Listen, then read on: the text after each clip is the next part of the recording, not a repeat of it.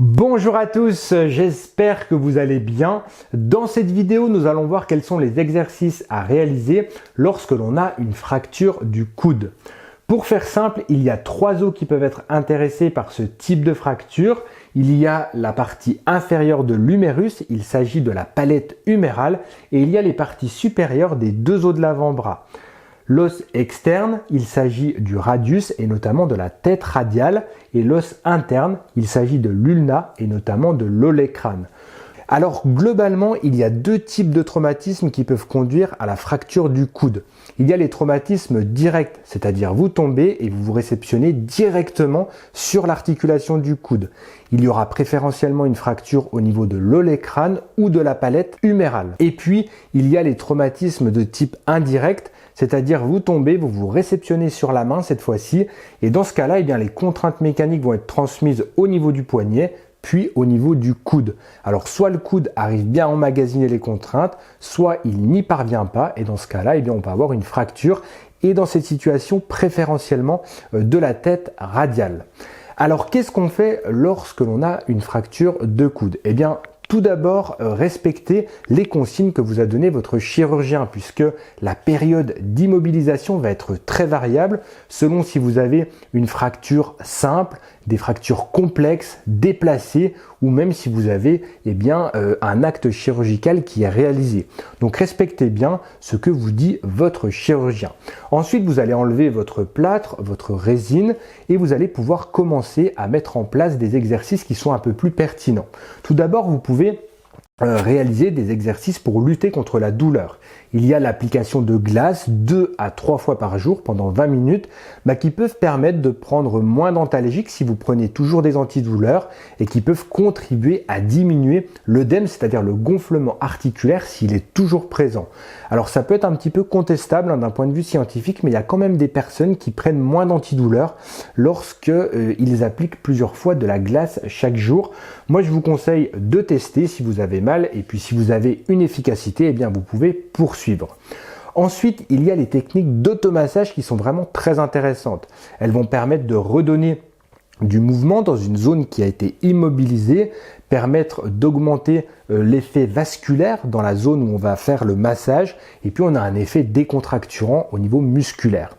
Je vous propose une petite routine avec plusieurs techniques. Vous pouvez commencer par un effleurage global, superficiel de 2 à 3 minutes pour introduire votre massage. On peut avoir un effet cutané intéressant de type gommage, surtout si vous avez été immobilisé longtemps avec un plâtre et une accumulation de peau morte. Et ensuite, vous allez pouvoir réaliser des techniques de pétrissage, c'est-à-dire des techniques plus profondes avec la main dans sa globalité pour une détente musculaire. Et là, il faut bien réaliser les techniques sur toutes les loges musculaires du coude, c'est-à-dire les loges internes, antérieures, latérales et bien entendu postérieures du bras et de l'avant-bras. Lors de ces techniques, vous allez peut-être repérer des points de tension musculaire. Il s'agit peut-être de trigger points. Pour les désactiver, il vous suffit de réaliser des pressions statiques avec la pulpe de vos doigts pendant plusieurs dizaines de secondes, de façon à reproduire les symptômes sans pour autant que les techniques ne soient trop douloureuses. Vous réalisez autant de techniques que de triggers que vous avez repérés lors des techniques de pétrissage. Enfin, il y a les pressions glissées profondes.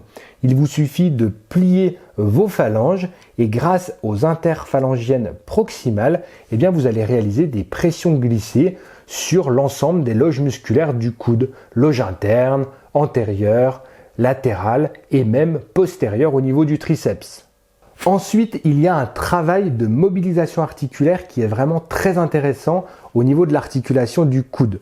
Sachez que le chirurgien va vous immobiliser en gros le moins longtemps possible, car on sait que l'articulation du coude est une articulation qui s'enraidit très vite et le chirurgien va trouver un bon compromis entre consolidation et temps d'immobilisation. L'objectif des techniques articulaires, ça va être de récupérer au plus vite votre mobilité globale au niveau de l'articulation du coude. Et là, il y a deux mouvements qui sont intéressants à travailler. Il y a le mouvement de flexion-extension et le mouvement de pronosupination.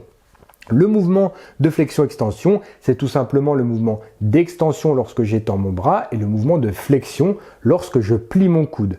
Le mouvement de pronosupination est plus souvent mal connu. La pronation, c'est le mouvement qui me permet d'amener la paume de main vers le bas et la supination, celui qui me permet d'amener la paume de main vers le haut. Lors de ce mouvement, eh bien, ce sont les deux os de mon avant-bras qui effectuent une certaine mobilité, me permettant d'amener la paume vers le haut ou la paume vers le bas. Pour l'ensemble des mouvements que je vais vous présenter, je vous conseille de réaliser 3 séries de 20 répétitions plusieurs fois par jour.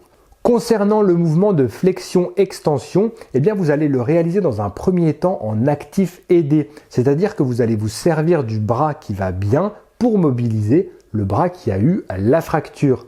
Vous allez joindre vos deux mains et vous allez les monter le plus haut possible pour engager une extension de vos deux coudes. Lorsque vous sentez que votre bras où il y a la fracture s'arrête, vous pouvez pousser un peu sans douleur avec le bras qui va bien pour aller un petit peu plus loin dans l'extension.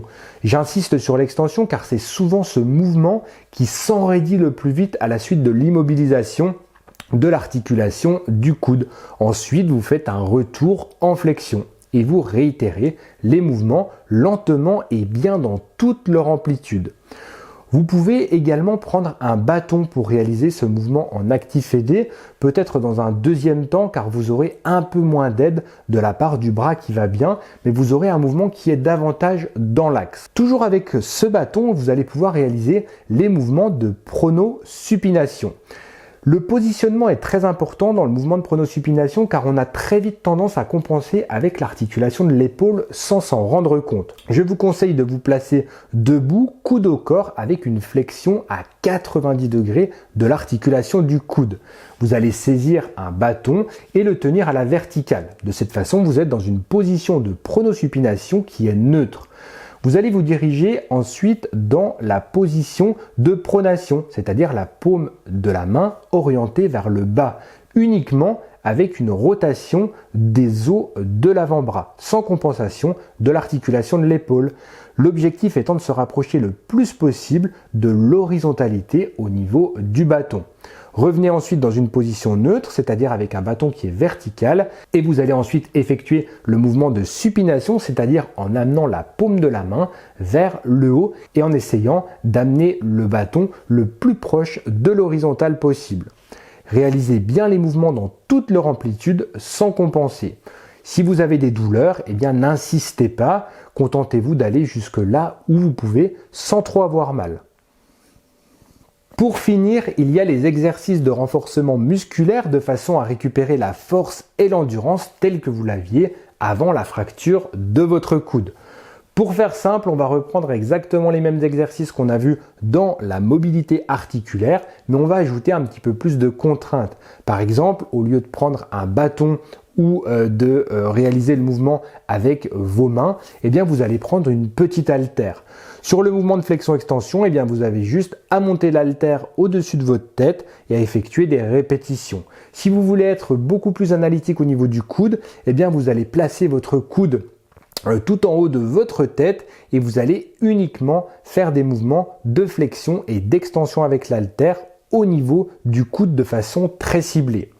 Concernant les mouvements de pronosupination, on se sert toujours de cette petite haltère qu'on va saisir à l'une des extrémités pour avoir un certain bras de levier et donc un peu plus de contrainte au niveau du système musculaire puisque c'est ce que l'on recherche.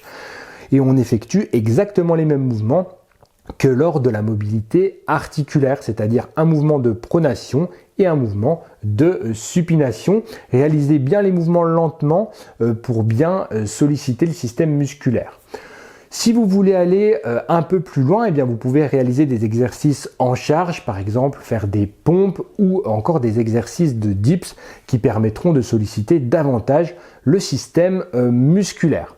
Voilà globalement pour les exercices que je voulais vous donner qui sont quand même plus focalisés sur l'extension de coude parce que c'est l'extension qui est le plus souvent déficitaire et difficile à récupérer et qui gêne au niveau fonctionnel. Et puis également les mouvements de pronosupination qui sont vraiment très intéressants à travailler lorsque l'on a notamment une fracture de la tête radiale, puisque c'est cette tête radiale qui par un mouvement de rotation permet de réaliser le mouvement de pronosupination.